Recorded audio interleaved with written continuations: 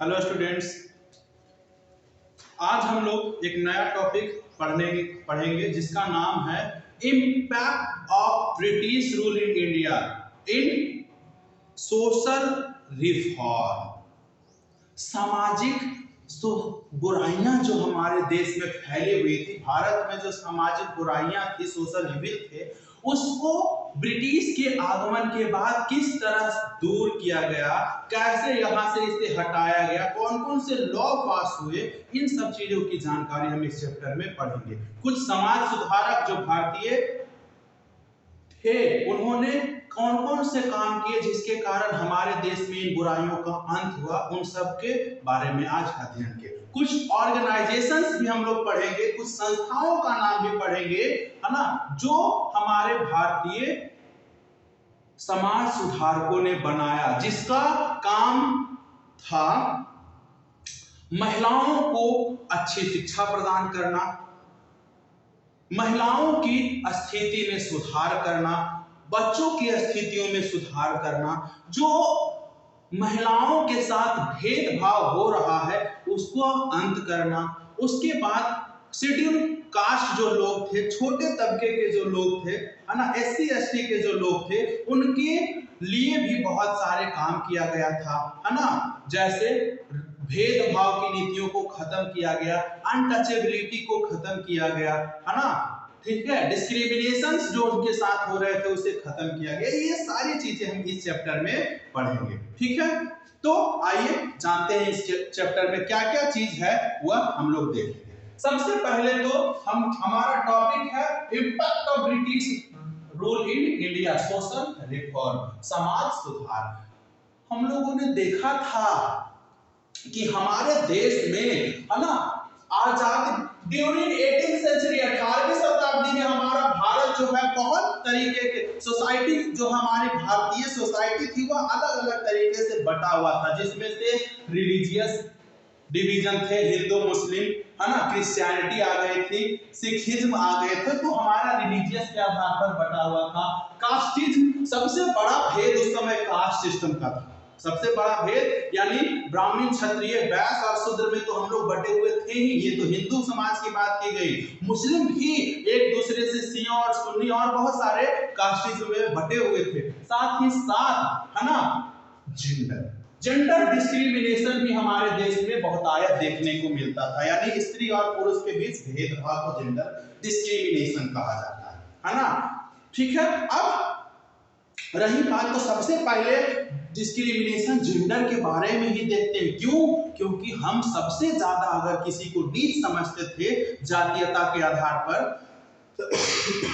Sorry, तो SC ST, है ना, ST के लोग थे, और महिलाओं की भी स्थिति समाज में बहुत अच्छी नहीं थी। ऐसा नहीं था कि महिलाएं, है ना, समाज में एक अच्छी पोजीशन पर थी, उनको सिर्फ और सिर्फ घरेलू कार्यों तक ही सीमित रखा जाता था, है ना। बच्चे वियर कर सकती थी, बच्चे पैदा कर सकती थी, रख रखाव कर सकती, घर का काम काज कर सकती थी, बस इतना तक ही उनका जीवन यापन का साधन था। और साथ ही साथ, है ना, उनको कमाने के लिए बाहर नहीं जाना पड़ता, उनको डिपेंडेंट होना पड़ता था अपने घर वालों पे, यानी अपने पति पे, या घर में जो भी सदस्य है उन पर। अगर वह कुछ देंगे तो खाया जाएगा, अगर वह कुछ देंगे तो पहना जाएगा, नहीं तो वह भी, है ना, एक दयनीय स्थिति में अपना जीवन व्यतीत करते थे, है ना। तो अब हम बात करेंगे कि क्या क्या सोशल इविल्स उस समय थे।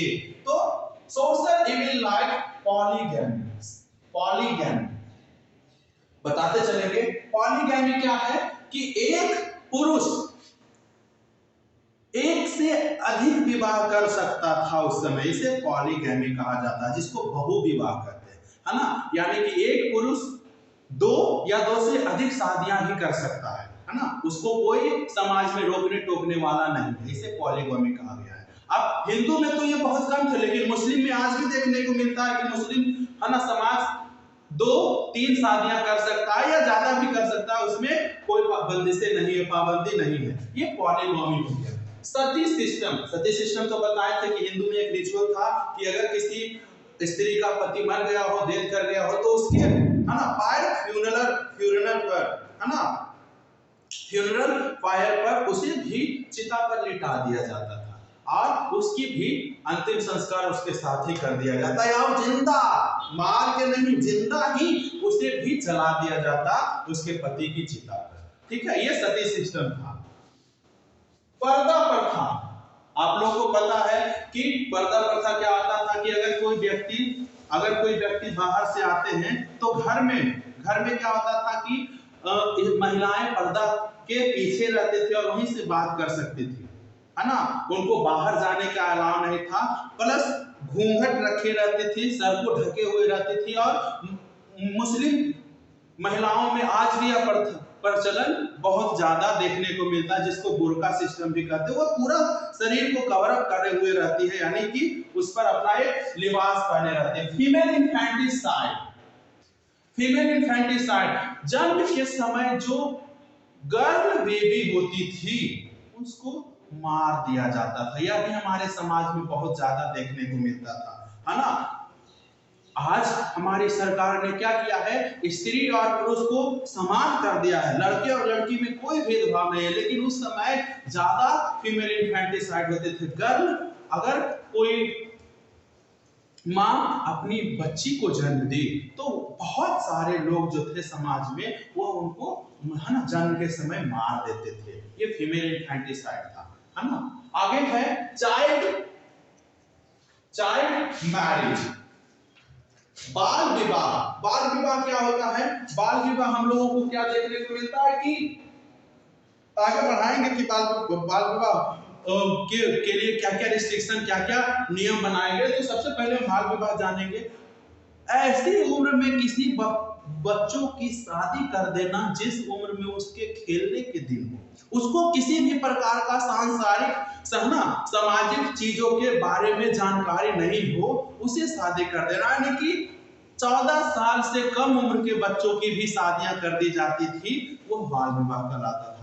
ठीक है, अब ज्यादातर अभी भी कहीं कहीं यह देखने को बिहार में, राजस्थान में, इन सब जगहों पर जहां शिक्षा कम है, जहां शिक्षित लोगों की संख्या कम है, ऐसे जगहों पर तुम्हें ये देखने को मिल जाएगा। बाल विवाह आज भी थोड़ा या कम होते रहता है। अगला है रेस्ट्रिक्शन ऑफ विडोवी मैरिज। बता चुके थे कि अगर किसी स्त्री का पति डेथ कर गया हो, मर गया हो, है ना, उस स्थिति में उसे आजीवन, सारी जिंदगी विधवा के तौर पर जीवन गुजारना पड़ता था। उसे फिर से शादी करने का हक नहीं था, अलाउ नहीं था। ये हमारी समाज की परंपरा थी, ट्रेडिशन थे, रिचुअल्स थे, है ना, कि अगर तुम्हारा पति मर गया तो तुम्हें अब पूरी जिंदगी विधवा के तौर पर गुजारना पड़ेगा, है ना। तो ये सब चीजों जो थे हमारे समाज का सबसे बड़ा बुराइयां में मानी जाती थी। यही कारण है कि इसे चेंज करना, इसे बदलना, इसके खिलाफ आवाज उठाना बहुत ज्यादा जरूरी था। तो बहुत सारे सोशल रिफॉर्मर आए और इसके खिलाफ आवाज उठाई। ठीक है, तो हम बारी बारी से उन सब चीजों के बारे में अध्ययन करेंगे। तो सबसे पहला कुछ सोशल रिफॉर्मर्स के बारे में पढ़ते हैं। तो सबसे पहले सोशल रिफॉर्म, है ना, सोशल और रिलीजियस रिफॉर्म। पहला है ब्रह्म समाज। राजा राम मोहन राय, है ना, ने एक सभा की स्थापना की थी जिसका नाम था 1828 ईस्वी में ब्रह्म सभा, है ना। बाद में इसी ब्रह्म सभा का नाम बदलकर ब्रह्म समाज कर दिया गया, जिसका नेतृत्व राजा राम मोहन राय के नेतृत्व में हुआ, जिसका लीडर राजा राम मोहन राय थे। देवेंद्र नाथ टैगोर और केशव चंद्र सेन भी इसके साथ जुड़े और इसे बहुत आगे तक ले गया। अब ये है क्या, ये किस चीज के लिए था? सोशल रिफॉर्म, सामाजिक और रिलीजियस रिफॉर्म करने के लिए, है ना, जात और धर्म के आधार पर भेदभाव न करने के लिए, और उसके खिलाफ बहुत ज्यादा आवाज उठाई गई। फीमेल, है ना, एजुकेशन पर जोर दिया गया, महिलाओं की शिक्षा नीति पर, महिलाओं की स्थिति में सुधार करने पर जोर दिया गया, है ना। ये सब ब्राह्म समाज की स्थापना के कहा किया गया था? कलकत्ता में इसकी स्थापना हुई थी 1828 ईस्वी में। क्लियर? 1828 ईस्वी में कोलकाता में इसकी स्थापना की गई थी। दूसरा है वेद समाज। वेद समाज की स्थापना केशव चंद्र सेन ने, वेद समाज की स्थापना केशव चंद्र सेन ने किया था 1864 ईस्वी में। वेद समाज की स्थापना का मुख्य उद्देश्य था यह जैसे ब्रह्म समाज अपने यहाँ काम कर रहे थे उसी प्रकार से वेद समाज भी काम करना शुरू कर दिया, यानी कि दोनों एक दूसरे की तरफ काम करना शुरू कर दिया। और इनका भी नेतृत्व था किस चीज पर, कहा गया विडो रीमैरिज, है ना, रिस्ट्रिक्शन ऑफ जो विडो रीमैरिज था उसको, यानी विधवाओं को फिर से शादी करनी होगी, है ना, ऐसा उन्होंने नियमों के बारे में जानकारी थी कि जो स्त्री विधवा हो गई है वह चाहे तो अपने समाज के बंधन को तोड़कर, अपने परिवार के बंधन को तोड़कर फिर से शादी कर सकती है। अब वो सारी जिंदगी तो विधवा के तौर पर नहीं गुजार सकेगी ना, है ना, न तो उसको साज श्रृंगार करने की अनुमति होगी, न तो उसे, है ना, अच्छे पोशाक पहनने की अनुमति होगी, न तो किसी शादी विवाह में वह जा सकती है, क्योंकि अगर वह शादी विवाह में अगर जाएगी तो उसको क्या अपशगुन माना जाएगा। ठीक है, तो ये एक तरीके से वह ऐसी जिंदगी जिए जो कि किसी के लिए पॉसिबल नहीं हो। बहुत कष्टदायी जीवन होती थी एक विधवा की उस समय, है ना। यही कारण था कि विधवा को फिर से शादी करने के लिए इन्होंने ऐसा प्रचलन चलाने की शुरुआत की। अगला समाज था प्रार्थना समाज, वेद समाज हो गया। अगला समाज था प्रार्थना समाज। 1867 में एम.जी. रानाडे, महादेव गोविंद रानाडे और रामकृष्ण भंडारकर के द्वारा, है ना, इसकी शुरुआत की गई। एम.जी. का मतलब हो गया महात्मा गांधी नहीं, महादेव गोविंद और रानाडे, है ना, एंड रामकृष्ण भंडारकर, इनके द्वारा यह प्रयास किया गया। कहां, बॉम्बे में इन्होंने प्रार्थना समाज की स्थापना की, प्रार्थना समाज की स्थापना की। यह किन किन चीजों पर, तो सबसे पहला इनका मूल एम था हिंदू मुस्लिम यूनिटी। किस चीज पर, हिंदू मुस्लिम यूनिटी। दूसरा था विडो रीमैरिज, यही विडो रीमैरिज, दूसरा था विडो रीमैरिज। अब तीसरा है कास्ट सिस्टम, है ना, तीसरा कास्ट सिस्टम, एबोलिशन करना, उसको कास्ट सिस्टम को एबोलिश करो, समाप्त करो, कास्ट सिस्टम को हटाना है, एबोलिश करना है। चौथा है मॉडर्न एजुकेशन ऑफ फीमेल, महिलाओं को अच्छी शिक्षा और आधुनिक शिक्षा देना। और पांचवा है अनटचेबल, छुआछूत। इन सब टॉपिक्स को लेकर इन्होंने समाज में, है ना, जागरूकता, अवेयरनेस फैलानी शुरू कर दी। ठीक है, इन सब चीजों के आधार पर इन्होंने लोगों को, समाज को जगाना शुरू कर दिया। सत्यशोधक समाज, नेक्स्ट है सत्यशोधक समाज। सत्यशोधक समाज आखिर था क्या? इसकी स्थापना ज्योतिबा फूले ने की थी। ज्योतिबा फूले ने सत्यशोधक समाज की स्थापना 1873 में किया। अब सत्यशोधक समाज था क्या, इसके बारे में थोड़ा सा चर्चा करते थे। क्या होता था सत्यशोधक समाज में? सबसे पहले तो सत्यशोधक समाज जो महिलाओं की स्थितियों में सुधार करने के लिए इन्होंने बहुत से काम किए। Upliftment of female and upliftment of apprised class, जो दबे कुचले वर्ग के लोग थे, शूद्र थे, है ना, या SC/ST के लोग कह सकते हो, ऐसे लोगों को उन्होंने जागरूक करना शुरू कर दिया। ऐसे लोगों को भी उन्होंने पढ़ने के लिए, कई तरीके के शिक्षा के लिए काम करने शुरू कर दिए। ऐसे लोगों को भी, है ना, एक भारत का नागरिक है यह विश्वास दिलाया गया कि आपके साथ भी समाज का वही वर्ग खड़ा है जो आपको, है ना, भारत का नागरिक बताता है। ऐसे लोगों को उन्होंने उठाना शुरू कर दिया। आगे आते हैं आर्य समाज। आर्य समाज, आर्य समाज किसने 1875 ईस्वी में स्वामी दयानंद सरस्वती ने स्थापना किया। आर्य समाज की स्थापना स्वामी दयानंद सरस्वती ने की। आर्य समाज का भी मेन मुख्य उद्देश्य था education of social evil, education of girls and restriction of social evil. Arya Samaj का भी ये था।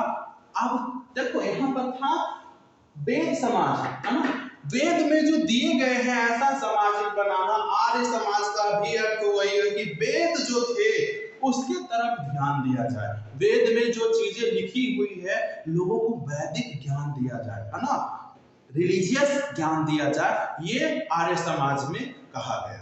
ठीक है, अब उसी के आधार पर आप कहेंगे सर वेद में ही तो लिखा हुआ है कि ना हिंदू समाज 4 वर्गों में विभाजित था, ब्राह्मण, क्षत्रिय, है ना, वैश्य और शूद्र, तो चारों तो वेद में ही कहा गया। तो वेद में यह कहा गया है, लेकिन वेद में किसी भी प्रकार का छुआछूत के बारे में यह जानकारी नहीं दी गई है कि हाँ लोग एक दूसरे को टच भी नहीं कर सकते, लोग एक दूसरे के साथ बैठ नहीं सकते, एक साथ खाना नहीं खा सकते, एक साथ कोई वर्क नहीं कर सकते, ऐसा तो कुछ वेद में नहीं लिखा हुआ है।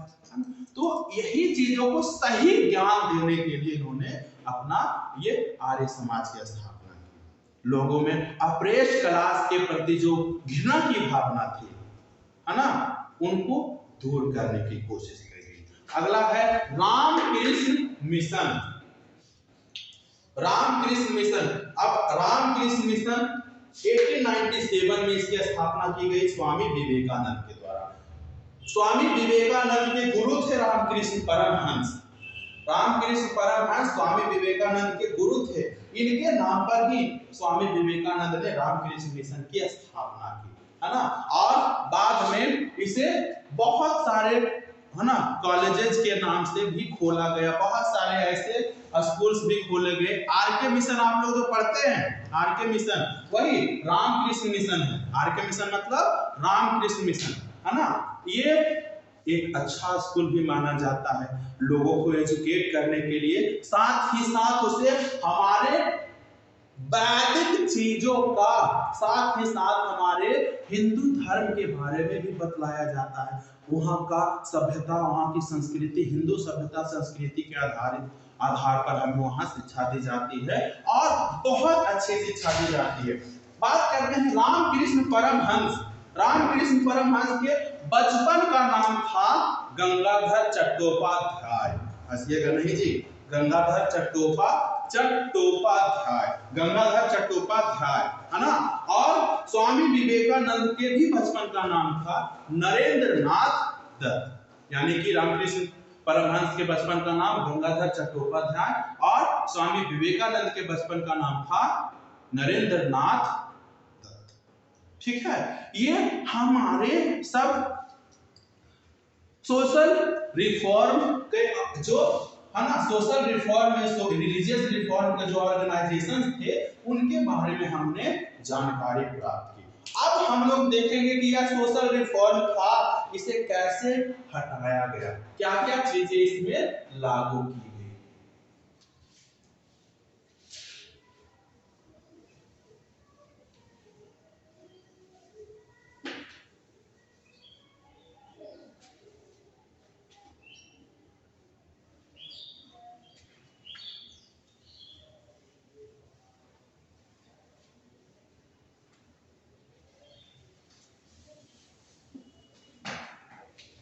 देखते हैं आगे, द स्टेटस ऑफ, अगला टॉपिक है the status of women in 19th century. 19वीं शताब्दी में महिलाओं की स्थिति। 19वीं शताब्दी में महिलाओं की स्थिति क्या थी? तो हमने क्या कहा कि महिलाओं की स्थिति 19वीं शताब्दी में बहुत खराब थी। महिलाओं को केवल, है ना, बच्चे पैदा करने के लिए और साथ ही साथ घर के काम करने के लिए ही इतना तक ही बस सीमित थी। घरेलू कार्य करना, बच्चे पैदा करना, शादी करना और रख रखाव का काम, घर के अंदर का काम जो है वो महिलाएं कर सकती थी। न तो उसे पढ़ने की इजाजत थी, न ही उसे किसी भी प्रकार का और बाहर के काम करने की भी इजाजत थी। वह, है ना, खेती में भले लोगों का खेती में हाथ बटा सकती थी, परिवार का खेती करने में हाथ बटा सकती थी, लेकिन उसके अलावा और भी कोई वर्क नहीं कर सकती, है ना। तो इन सब चीजों को देखते हुए हमारे समाज सुधारकों ने कुछ कुछ काम करने शुरू कर दिए, यही सब सोशल इवेंट। और साथ ही साथ अब देखिए, अब ये तो चलो ठीक है कि उसका पति भी जीवित है, वह घर का काम कर रही है, वह एक तरह का खुशहाल जीवन व्यतीत कर रही थी, लेकिन जब कभी ऐसा बातें आती, जब कभी इस प्रकार की सिचुएशंस आते थे, किस चीज का, कि अगर उनके पति की मृत्यु हो जाती तो या तो उनको सती होना पड़ता या सारी जिंदगी उन्हें विधवा के तौर पर गुजारना पड़ता। ये सारी चीजें जो है एक महिला के लिए बहुत ही ज्यादा चिंतनीय बातें होती थी।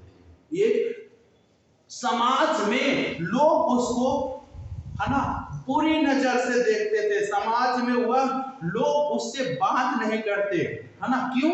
क्योंकि यह महिला अपशगुन मानी जाती थी। किसी भी प्रकार का, है ना, कोई अगर अच्छा काम होता तो वह उसमें सम्मिलित नहीं हो सकती थी, ठीक है, यह अपशगुन माना जाता था। ठीक, तो इसी को सुधार करने के लिए राजा राम मोहन राय, ईश्वर चंद्र, है ना, ईश्वर चंद्र विद्यासागर, केशव चंद्र सेन, विवेकानंद, इन सब महापुरुषों ने बहुत सारे सुधार किए। तो बारी बारी से हम लोग देखते हैं। पहला सुधार हुआ था सती सिस्टम। पहला सुधार सती सिस्टम। सती सिस्टम। अब एक चीज था कि 1829 ईस्वी में बहुत, ये सती सिस्टम जो है 1800 क्यों सुधारा गया, इसका कारण भी जानिए कि सिर्फ और सिर्फ अगर हम बात करें बंगाल प्रेसिडेंसी में, है ना, बंगाल प्रेसिडेंसी में लगभग 8000 से ज्यादा महिलाएं सती हुई थी। कितने वर्षों में? 1815 से 1828 ईस्वी के बीच में 8000 से ज्यादा महिलाएं सती हुई। सोचो, सती का मतलब कि उस महिलाओं के पति के डेथ कर जाने के बाद, मर जाने के बाद उसकी चिता पर उसे, है ना, भी जला दिया गया। यानी कि लगभग 8134 से ज्यादा महिलाएं इस सिस्टम के अनुसार सती हो गई थी। तो 1829 ईस्वी में राजा राम मोहन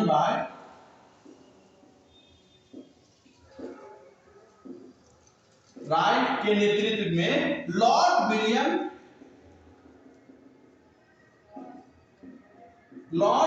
बेंटिक, जो उस समय के क्या थे, लॉर्ड विलियम बेंटिक उस समय के गवर्नर जनरल थे, उन्होंने इसका अंत कर दिया, है ना।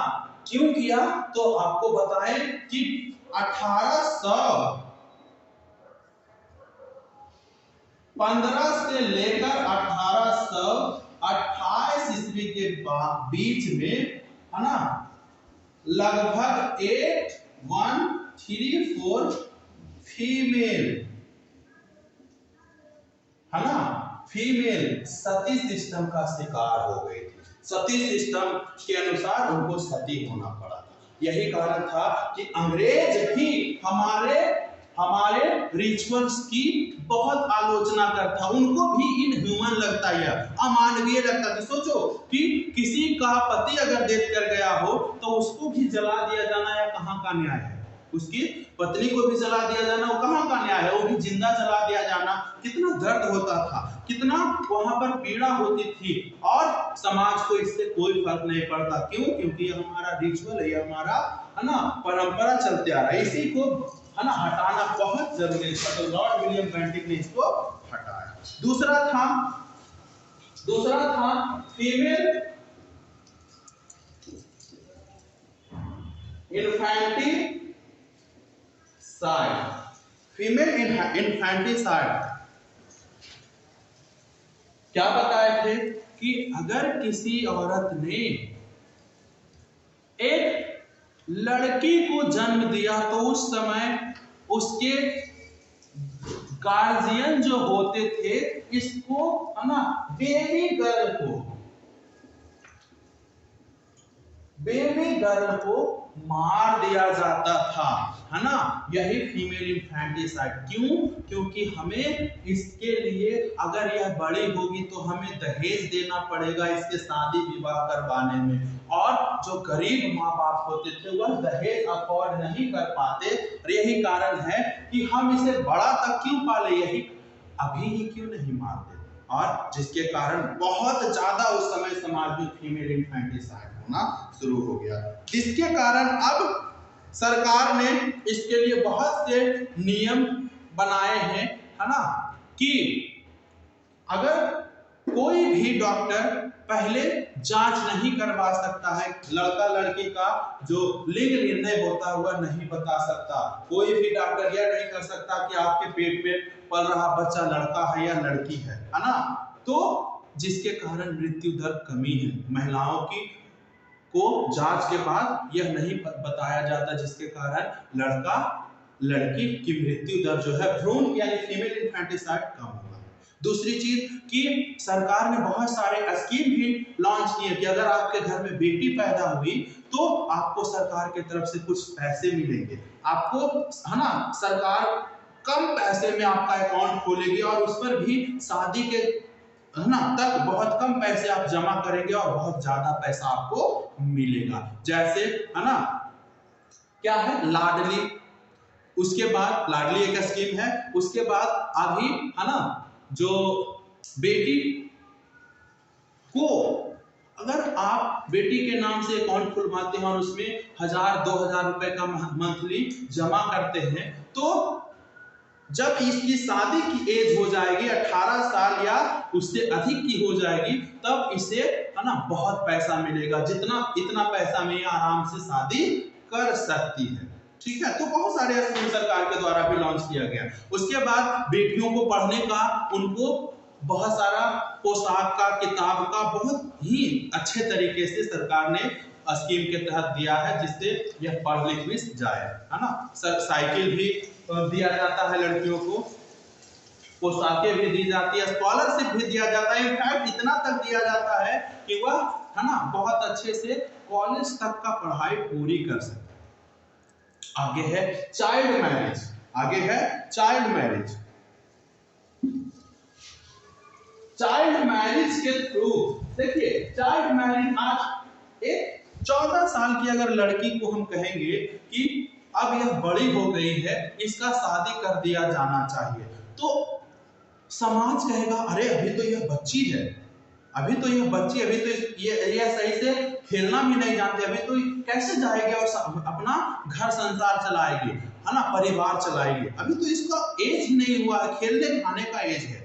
ठीक है, लेकिन चाइल्ड मैरिज में 14 साल अगर किसी लड़की का हो जाता था, उस समय बहुत सारे घर थे, है ना, जो शादी कर दिया जाता था, है ना। लीगल है 14 साल माना जाता कि अब 14 की हो गई तो अब आप शादी कर सकते हैं, है ना, इसे ससुराल भेज सकते हैं। तो 1890 चाइल्ड मैरिज 1891 में बैन किया गया, है ना, और शारदा एक्ट आया।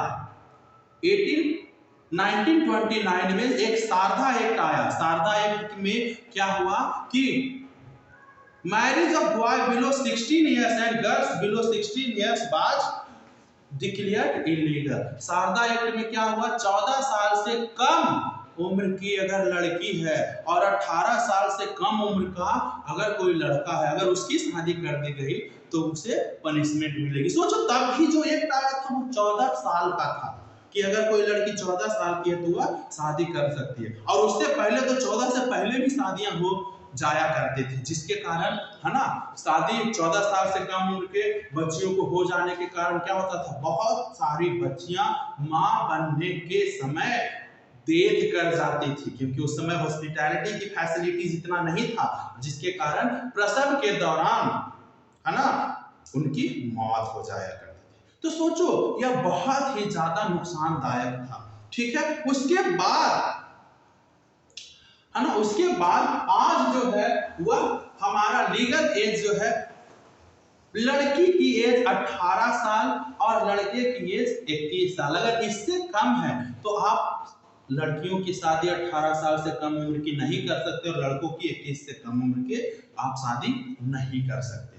ठीक है, ये लीगल एज है। सरकार इस पर भी विचार कर रही है, विचाराधीन है ना, कि इसको भी अब आगे बढ़ाया जाए। अब हो सकता है कि लड़कियों की शादी 21 साल कर दिया जाए और लड़कों की शादी, है ना, 25 साल कर दिया जाए, लेकिन ये आगे की बातें हैं। लेकिन अभी जो हमारा, है ना, लड़कियों की शादी की एज है 18 साल है और लड़कों की 21 साल, ये मिनिमम एज है। अब इसके बाद आप जहां तक जा सकते हैं, लड़कियों की शादी 25 साल में भी करें, अगर आपके पास एबिलिटी है तो उस तरीके से आप शादी कर सकते हैं, इसमें कोई दो नहीं। लेकिन 18 से कम उम्र की बच्चों की शादी करना वह सही तरीके से, है ना, घर परिवार चलाने योग्य भी नहीं बन पाती, इनमेच्योर होती है और साथ ही साथ उसके शरीर का भी संपूर्ण विकास नहीं हो पाता है।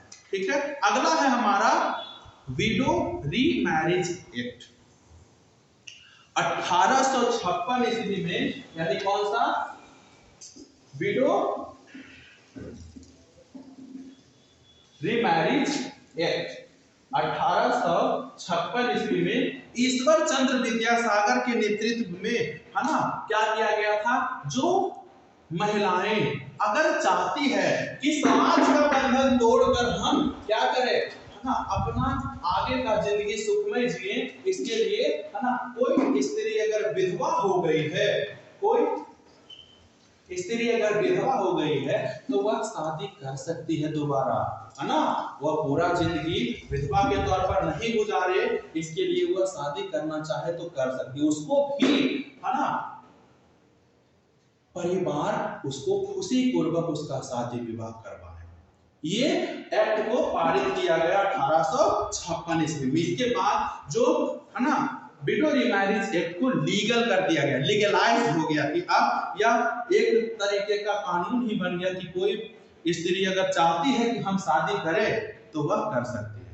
ठीक है, आगे हम लोग और भी कई चीजें थी, एजुकेशन ऑफ गर्ल्स, इन सब चीजों पर चर्चा करेंगे, लेकिन आज के, है ना, लिए बस इतना ही। आगे कल हम लोग और इसको आगे के लिए बताएंगे। ठीक है, धन्यवाद।